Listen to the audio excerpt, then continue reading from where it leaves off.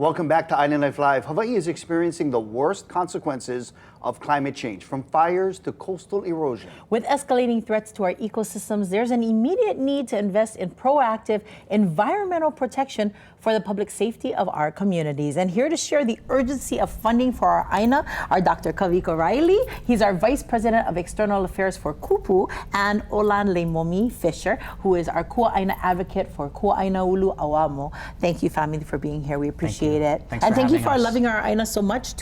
You guys, I know you guys out there, advocacy is very important, yeah, your work. I think it's a joy and a privilege, but also a responsibility. Oh, That's yeah. why we're here. Oh yeah, absolutely. It does take a lot of money. We realize it takes a lot of money to keep our ʻāina healthy. Is that something that you can share in the way of cost, what that cost looks like, and where do we normally get the money from? Yeah, well, maybe if we can take a step back for a second. I think those of us who are lucky and fortunate to call Hawaii home, we get that if you want the environment to take care of you, you got to take care of it as well, right? Sure, absolutely. It's a relationship. And I think that the tragedy in Lahaina that happened in 2023, that we're still feeling the effects of, that was a hard lesson to learn, that the world is changing. And as the environment becomes less predictable, we've got to up our game in terms of mālama ʻāina. That's what we're trying to do here. So Hawaii already contributes over $500 million every year to different types of conservation or mālama ʻāina, but it's far short of what's really needed in order to keep our environment healthy so that we can have drinkable water, breathable air, and we can be safe from firestorms and other types of disasters. So, kind of following up on Lena Gross, the second part of her question, where does that funding come from? I know you said from the state. A variety of different sources, federal, state, county, the philanthropic community. There's also a growing for-profit sector that's doing conservation work because there's a good return on investment there. So a lot of different hands in there to support a growing industry, but not enough to do the work that needs to be done as our planet warms. How does the visitor fee, how does that play into this, or would it play into this? So that's a big part of what we're here to talk about today. There are a number of different bills that are pending in our state legislature, different approaches, different bill numbers and titles, but what this is all about is inviting our visitors to be part of the solution. Yeah. They come here for a reason. They love Hawaii in their own way. They recognize the beauty. They've chosen this place, and we want to invite them to be part of taking care of those things that help them choose this community and keep it safe. Do you guys have data on whether or not visitors actually buy into that concept? Olan, you want to answer that?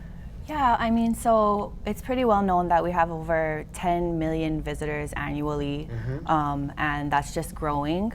And we know that that generates about $17 billion annually as well. So we're thinking that this 560 million shortfall that we need is not a lot to ask when you consider 17 billion that's being generated. And in addition to that, we also, it's an important question.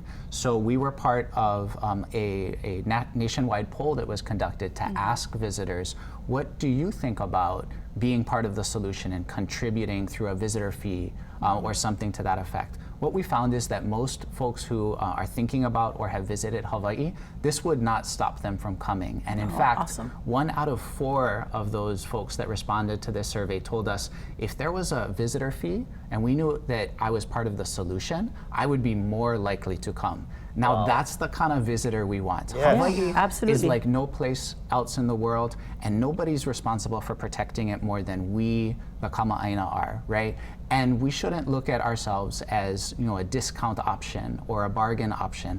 Hawaii is a place that deserves the kind of visitor that wants to be part of taking care of this place. Yes. Beautiful. So, Dr. Riley, the legislature is in session right now. Correct. How can our viewers help you in your efforts? I believe that many of us feel that it's important to mālama ʻāina. How can they get behind this effort? It's really important for them to let their representatives know that this is a priority, and it's a priority right now. So I would say a great place to learn about the bills that are still pending and to track progress would be to go to our website, careforāinanow.org. We've got papers and resources and all the social handles, so a variety of different ways for people to become more familiar and to stay engaged in the process. It's critical, and those laws are going to be passed or not passed in the next 2 months. You know, I was spending some time on your guys' website. It is a great place to camp out and get a lot of great information. careforʻāinanow.org. Yes. Thank you guys so much for being here. Thank you for having us. Please come back because we'll get some updates after the legislative session is, Paul, and see where we're at. Oh, We're yeah, looking forward to absolutely. it. All right. All right. Dr. Kavika Riley of Kupu and Olan Leimomi Fisher of Kuaina Ulu Awamo. Thank you so much, family. We'll be right back right here on Island Life Live.